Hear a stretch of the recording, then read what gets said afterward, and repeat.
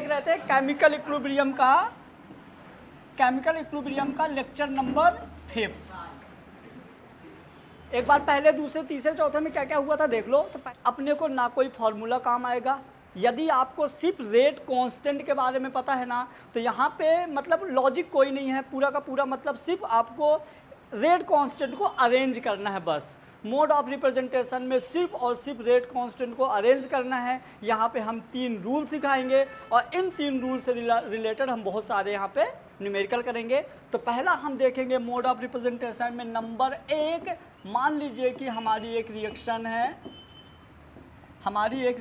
है A plus B equal to C plus D.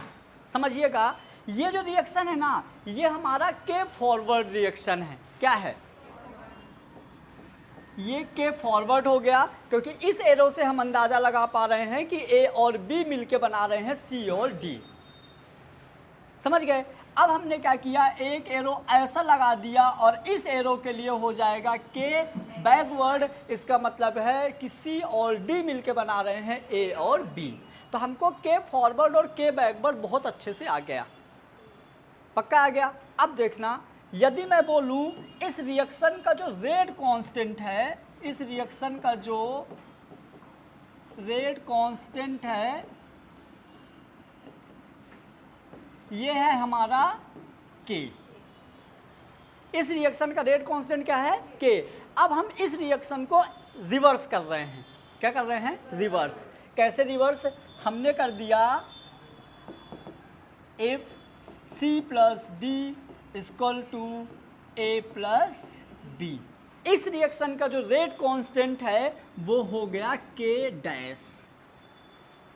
इस reaction का रेट कांस्टेंट क्या हो गया? के डैश। तो यहाँ पे आपसे पूछेगा, बोलेगा कैलकुलेट द रिलेशन बिटवीन के एंड के डैश। आपको के और के डैश के बीच में रिलेशन बताना है, मतलब आपको इस रिएक्शन और इस रिएक्शन के बीच में रिलेशन बताना है। अभी मैं एक क्वेश्चन भी करूंगा, मजा आएगा। तो जब भी रिएक्शन रिवर्स होती है तो हमारा रेट कांस्टेंट भी रिवर्स हो जाता है। तो के डैश हो जाएगा 1/k। हो गया रिप्रेजेंटेशन नंबर 1। समझ गए? जब भी हम रिएक्शन को रिवर्स करेंगे तो के उल्टा हो जाएगा। देखिए, इस रिएक्शन के लिए क्या है? के। इस रिएक्शन के लिए क्या है? के। लेकिन जो ये वाली रिएक्शन है इसकी उल्टी है। यदि ये वाली रिएक्शन इसकी उल्टी है तो इसका वाला के इसका उल्टा होगा। यदि तुमको कहीं पे ऐसा लिखा हुआ मिल जाए के इक्वल टू 1/k डैश, तो बात एक ही है। पूछो कैसे? ये के इधर जाएगा तो के डैश नीचे आ जाएगा। तो आपको दोनों फार्मूले मिल सकते हैं। यहाँ से न्यूमेरिकल कैसे आता है? सुनो, ऐसे न्यूमेरिकल आता है। मान लो इसी पॉइंट से हमने बोल दिया क्वेश्चन, तो क्वेश्चन आता है N2 plus 3S2 equal to 2NH3 for K is 5। K is क्या बोल दिया? 5। तो calculate the K dash for 2NH3 N2 plus, एक मिली थी अपने को रिवर्स रिएक्शन जब मैं क्वेश्चन करा रहा था। तो इसके लिए के डैश क्या होगा बताओ? 1/5 मतलब 0.2। तो इसके लिए हमारा के डैश क्या हो जाएगा? 1/k होगा। 1/k की वैल्यू क्या है? 5, मतलब कितना हो जाएगा? 0.2 ना, 0.2 ना। ठीक है, तो ये हो गया हमारा पहला रिप्रेजेंटेशन। पहला रिप्रेजेंटेशन क्या है? यदि आप रिएक्शन रिवर्स कर देते हो तो रेट कांस्टेंट भी रिवर्स हो जाएगा। समझ गए? दूसरा रिप्रेजेंटेशन, सेकेंड नंबर रिप्रेजेंटेशन क्या है? मान लीजिए कि आपकी रिएक्शन है A plus B equal to C plus D. इसके लिए हम के क्या लिखेंगे? तो हम इसके लिए के लिखेंगे सी डी ए बी, क्योंकि हमारा के होता है प्रोडक्ट अपॉन रिएक्टेंट। ये प्रोडक्ट है, ये रिएक्टेंट है, तो हमने ऊपर लिख दिया बड़े ब्रैकेट में प्रोडक्ट और नीचे क्या लिख दिया? रिएक्टेंट। समझ गए। अब इसमें क्या करेगा, यदि मान लो इस रिएक्शन को वो ऐसे लिख देता है XA plus XB equal to XC plus XD, तो इसके लिए K डैश क्या होगा, K डैश क्या होगा। तो पहले हम K डैश और लिखते हैं, है ना। वैसे K डैश के लिए हमारा ये ऐसा हो जाएगा कुछ, इस रिएक्शन के लिए K डैश ऐसा हो जाएगा, बोलो CDAB। किस किस को लगता है ये गलत है, किस किस को लगता है गलत है। क्या होगा यहाँ पे, पावर जाएगा, है ना। तो यहाँ पे क्या हो जाएगा, इन सब का x हो जाएगा पावर। समझ गए। आपसे क्वेश्चन ये नहीं पूछा जाता, आपसे क्वेश्चन पूछा जाता है कि इस के और इस के में रिलेशन क्या है, इसके और इसके में रिलेशन क्या है, आपसे ये पूछा जाएगा। तो क्या बताओगे रिलेशन है ना वो उसके, क्योंकि इसमें तो ऑलरेडी है।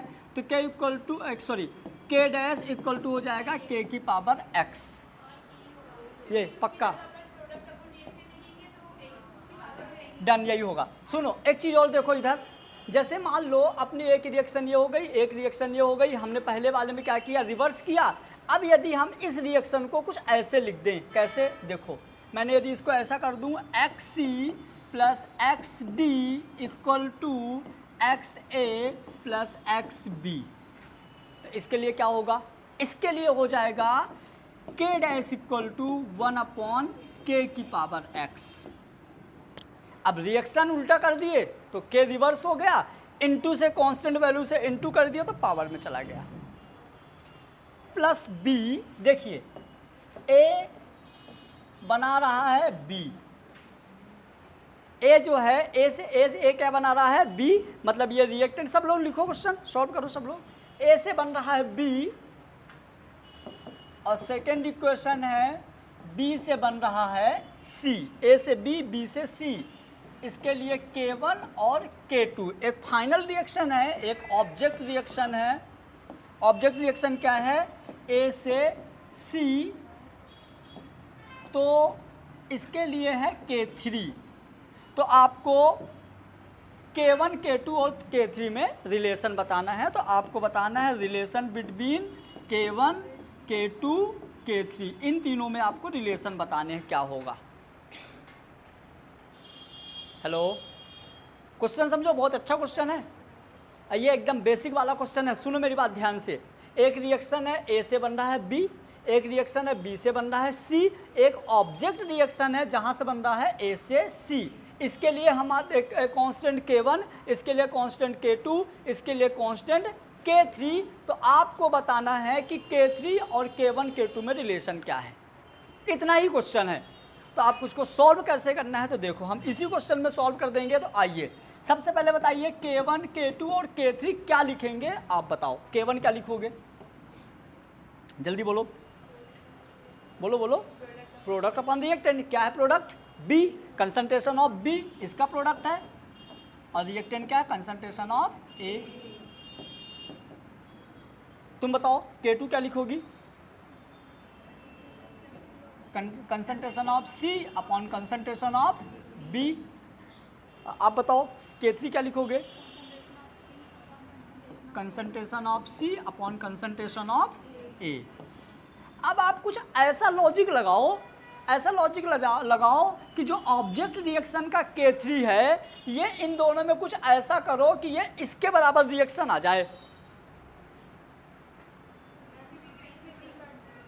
मैं क्या बोल रहा हूँ, कुछ ऐसा लॉजिक लगाओ कि इन दोनों में आप ऐसा कुछ करो कि ये आ जाए, आपको खुद करना है।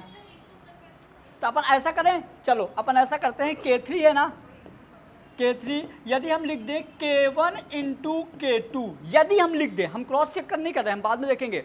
यदि हम लिख दें K1 इंटू K2, तो K1 हमारा क्या है B/A और K2 क्या है C/B। आ गया मजा। तो हमारा क्या हो जाएगा, देखिए B से B कैंसिल आउट, तो K3 हमारा क्या बचा C/A आ गया। तो हमारा आपका इस क्वेश्चन के लिए ऑप्शन कैसे मिलेंगे, तो आपका ऑप्शन ऐसा मिलेगा, option number A K3 equal to K1/K2, option number 2 K3 equal to K1 into K2, option number 3 K3 into K2, या तो ऐसा ले लो नन या ले लो बोथ, तो क्या आ जाएगा इसका आंसर?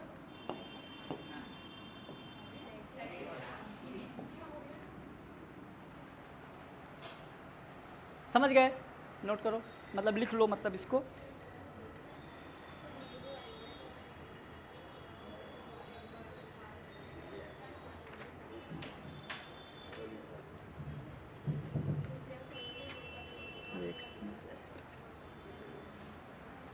ये वाला तुमको समझ में नहीं आया, तुमने ध्यान एक बार दिमाग लगा लो, नहीं होगा तो हम बताएंगे।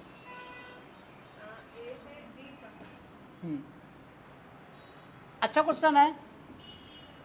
ए जो है बी बना रहा है जिसके लिए रेट कांस्टेंट ये है, बी जो है सी बना रहा है रेट कांस्टेंट ये है, सी जो है और डी से सी बन रहा है, यहाँ उल्टा हो गया तो रेट कांस्टेंट ये है।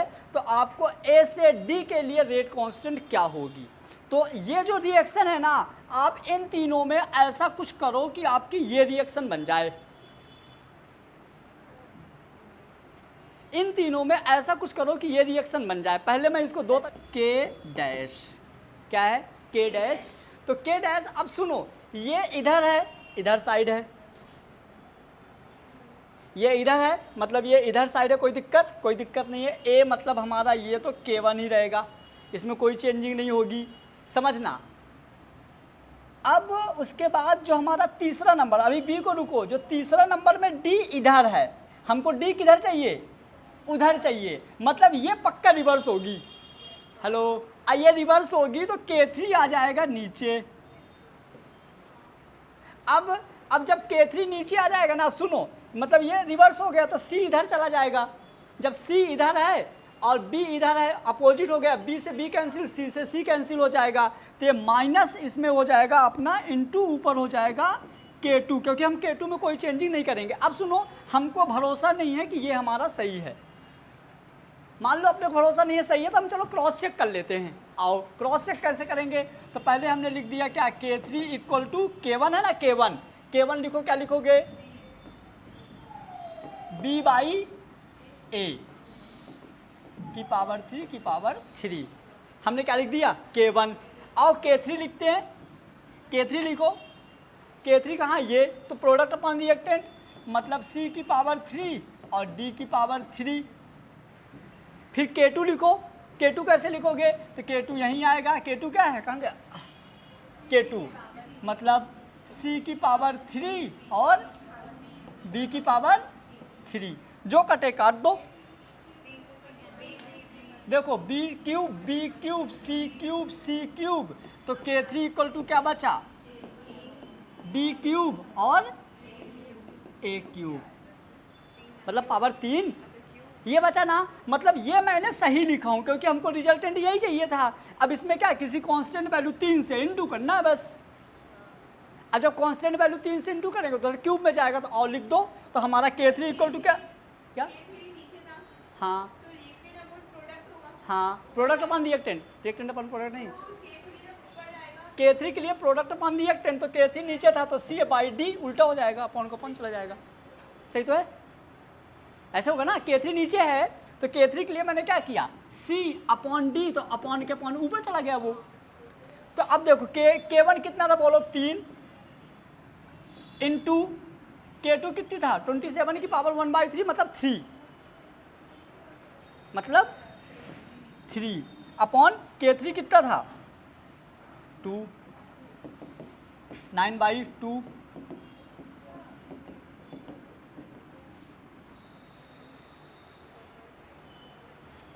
कांस्टेंट के लिए क्या क्या फैक्टर्स थे रिएक्शन को, मतलब इसके मान लो कि रिप्रेजेंटेशन के मोड क्या हैं, हम कैसे कैसे रिएक्शन क्या करेंगे, रिप्रेजेंट करेंगे। तो हमारा ये हो जाएगा लेक्चर नंबर 3 कितने रह चुके इक्विलिब्रियम के? 4 हो गए। तो मतलब लेक्चर नंबर 5 में हम फिर से आज रिपीट करेंगे क्या? Mode of representation. कैसे होगा मोड ऑफ रिप्रेजेंटेशन? तो जैसे एग्जाम्पल लेके हम समझेंगे। मान लीजिए मैंने एक एग्जाम्पल ले लिया, A plus B equal to C plus D। समझ गए? ध्यान से समझिएगा। तो इसके लिए बेटा हम K लिखेंगे, concentration of product upon concentration of reactant. तो हमने लिख दिया कंसंट्रेशन ऑफ प्रोडक्ट C और D upon concentration of reactant A and B। ये हो गया इस रिएक्शन के लिए रेट कांस्टेंट। यदि इस रिएक्शन को हम रिवर्स कर देंगे, यदि इस रिएक्शन को हम रिवर्स कर दिया C plus D equal to A plus B, तो इसके लिए लिखेंगे हम K डैश। क्या लिखेंगे? K dash. तो इस कंडीशन में ये हमारा प्रोडक्ट हो गया, ये रिएक्टेंट हो गया, तो ये जस्ट उल्टा हो जाएगा। A इधर हो जाएगा, B हो गया, C हो गया और D हो गया। तो हम इसके लिए लिखेंगे K dash equal to 1/K। मतलब कि जब भी रिएक्शन को हम रिवर्स करते हैं, जब भी हम रिएक्शन को उल्टा करते हैं तो रेट कांस्टेंट रिवर्स हो जाता है। क्लियर हुआ? ये हो गया हमारा पहला रिप्रेजेंटेशन। याद रखोगे, जब भी हम रिएक्शन को उल्टा करते हैं तो हमारा जो के होता है वो रिवर्स हो जाता है। तो इसके लिए हमारा के था, इसके लिए रेट कांस्टेंट ये, मतलब इसके लिए रेट कांस्टेंट ये था, तो इस रिएक्शन के लिए रेट कांस्टेंट ये हो गया। तो देखो ये भी तो इसका उल्टा है, ये भी उसका उल्टा है। यदि हम उल्टे का उल्टा कर देंगे तो सीधा हो जाएगा। क्लियर? तो ये हो गया हमारा पहला केस। सेकेंड केस यदि हम बात करें, मान लीजिए कि इस रिएक्शन के लिए ये हमारा रेट कांस्टेंट है, इस रिएक्शन के लिए ये रेट कांस्टेंट है। यदि हम इस रिएक्शन में किसी कांस्टेंट वैल्यू से इनटू कर दें, यदि इस रिएक्शन में हम किसी कांस्टेंट वैल्यू से इनटू कर दें,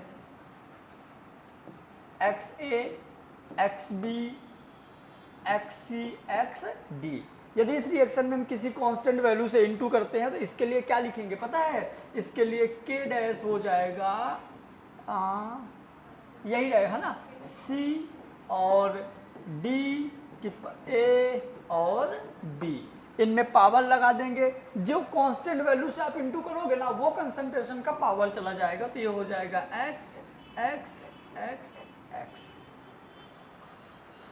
कभी कभी क्या होता है, आपको दो रिएक्शंस दे देती हैं, एक ऑब्जेक्ट रिएक्शन बोलता है, मतलब मल्टीपल रिएक्शन दे देती है, 1 2 3 4 5 6 कितने भी रिएक्शन दे देगा, एक ऑब्जेक्ट रिएक्शन देगा।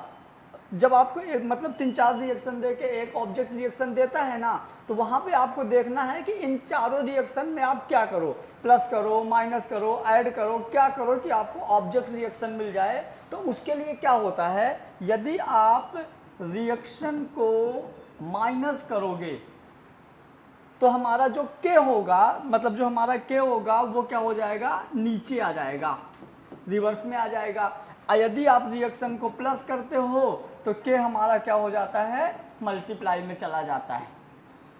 एक K मल्टीप्लाई में चला जाएगा, एक बार नीचे आ जाएगा। ये दोनों पॉइंट तभी समझ में आएंगे जब हम क्वेश्चन में ट्राई करेंगे। समझ गए? चलो तो अब हम देखेंगे डायरेक्ट क्वेश्चन, देखते हैं कि कैसे हो रहा है ये। ये देखिए एक क्वेश्चन है। क्वेश्चन क्या बोल रहा है, समझना मेरी बात। A से B बनता है जिसके लिए रेट कांस्टेंट क्या है, K1। B से C बनता है, रेट कांस्टेंट क्या है, K2। हमारी ऑब्जेक्ट रिएक्शन है A से C। ऑब्जेक्ट रिएक्शन क्या है, मतलब कि आपको इन दोनों का यूज करके ये वाली रिएक्शन बनाना है, मतलब ये हमारी ऑब्जेक्ट रिएक्शन है। कैसे बनाओगे, तो इसके लिए क्या हो जाएगा, देखो A से C, तो इस वाली रिएक्शन में A इधर है, A इधर है, मतलब इस वाली रिएक्शन में कोई भी चेंजिंग नहीं होनी, इस वाले रिएक्शन में भी कोई चेंजिंग नहीं होनी क्योंकि C इधर है, C इधर है। तो हमारा K डैश इक्वल टू क्या हो जाएगा, पहले K1, क्योंकि कोई चेंजिंग नहीं की है इस वाले रिएक्शन में। यदि हम इसको रिवर्स करते तो K नीचे आ जाता, तो कोई चेंजिंग नहीं हुई तो क्या आ जाएगा हमारा K1।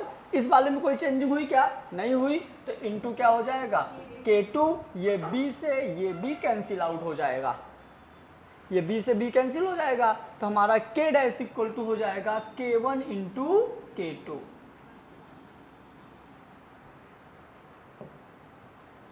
जब इस तरह की 2-3 क्वेश्चंस देख लोगे तो हो जाएगा। जैसे एक क्वेश्चन ये है, एक क्वेश्चन ये है, मान लीजिए कि यहाँ पे क्वेश्चन, समझना मेरी बात ध्यान से।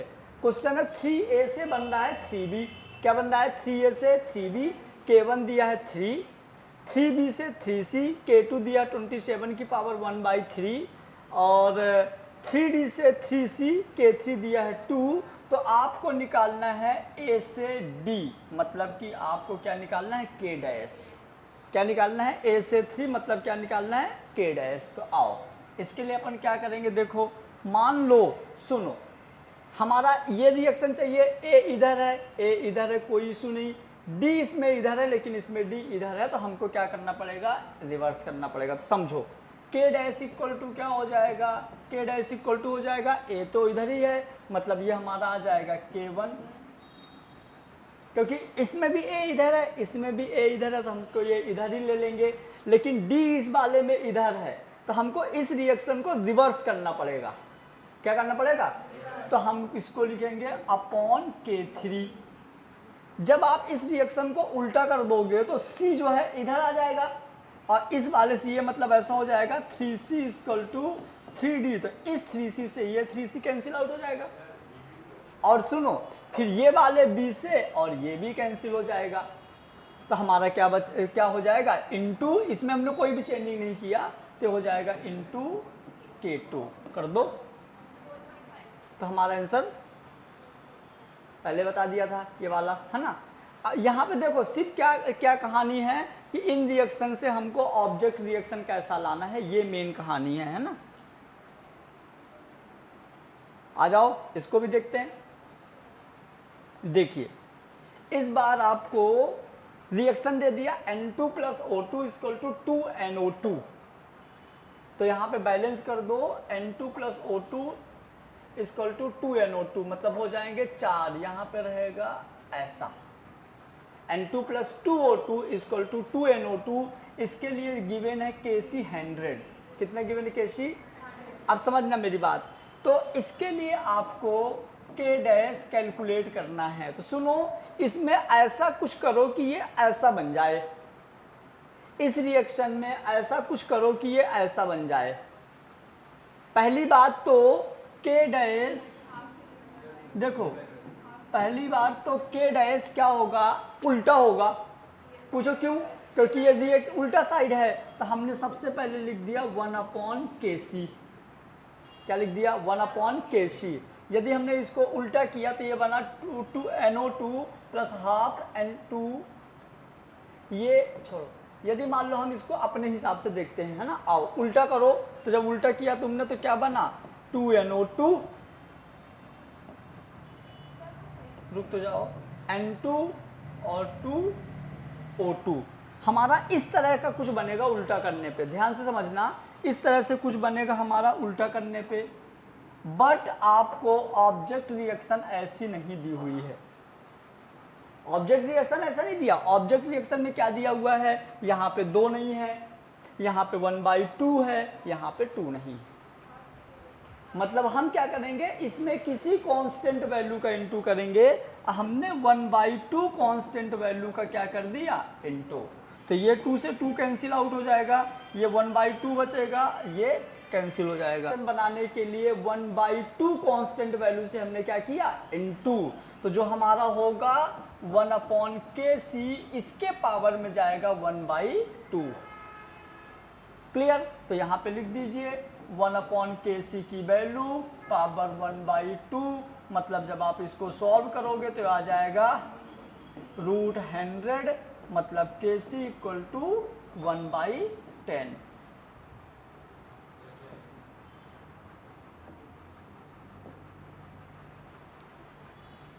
कोई दिक्कत, ठीक है। नेक्स्ट आ जाइए, ये देखो इस बार हमारी ऑब्जेक्ट रिएक्शन क्या है, P से S। क्या है ऑब्जेक्ट रिएक्शन, P से S। समझो, P से Q के लिए K1, P से Q के लिए K1 है 10⁻3, R से Q के लिए है K2 10⁻⁻⁻⁻⁻3, ये 3 पावर है ना ऊपर।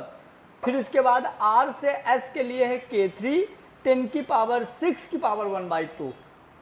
हम इसको, ये कॉम्प्लिकेटेड है तो हम इसको लिख देते हैं, चलो 10⁻3, इसको लिख देते हैं 10⁻18। 6 6 12 6 18। इसके बाद ये हम के डैश निकालते हैं। तो आओ बताना मेरी बात ध्यान से, पी और एस हमको ये ऑब्जेक्ट रिएक्शन है। ये क्या है? Object reaction. आपको कुछ भी करके इस तरह के रिएक्शन लाना है इन तीनों में कुछ करके। तो पहले हम इसके लिए लिख दिए, देखो के डैश, क्या लिख दिए? के डैश। अब आओ P इधर है, मतलब पक्का पहली वाली रिएक्शन में तो कोई चेंजिंग नहीं होना, सीधे आएगा K1। समझ गए? चलो S इधर है, मतलब पक्का इसमें भी कोई चेंजिंग नहीं होनी, तो ये आएगा K3। मतलब इन दोनों के रिएक्शन से हमने यहाँ से P उठाया, यहाँ से S उठाया, और इन दोनों से हमारी ऑब्जेक्ट रिएक्शन तो बन गई, बट कुछ चीज़ें एक्स्ट्रा हैं। यहाँ पे R एक्स्ट्रा है, यहाँ पे Q एक्स्ट्रा है, यहाँ पे R एक्स्ट्रा है। समझो, यदि मैंने इस रिएक्शन को उल्टा कर दूं, यदि इस रिएक्शन को आप उल्टा करोगे तो इधर आ जाएगा Q और इधर चला जाएगा R। तो ये R से ये निपट गया और ये Q से ये Q निकल गया। मतलब सेकंड वाली को आपने क्या किया? उल्टा किया उल्टा। तो नीचे आ जाएगा K2 कर दो, K1 10³ इंटू 10³ अपॉन -18। कितना हो जाएगा आंसर? ऊपर चला जाएगा। तो 18 19 20 10⁻20, 18 ऊपर चला जाएगा और 6 कितना हो जाएगा? 24। तो ये हो जाएगा के। ये वाले क्वेश्चन से ज़्यादातर कॉन्सेप्ट क्लियर हो गया होगा कि क्या करने हैं। समझ गए? अपने को मेन कुछ भी करके क्या लाना है? ऑब्जेक्ट रिएक्शन लाना है। बता दिए, एक दो ट्राई करो, थोड़ा दिमाग लगेगा। करो इधर देखो।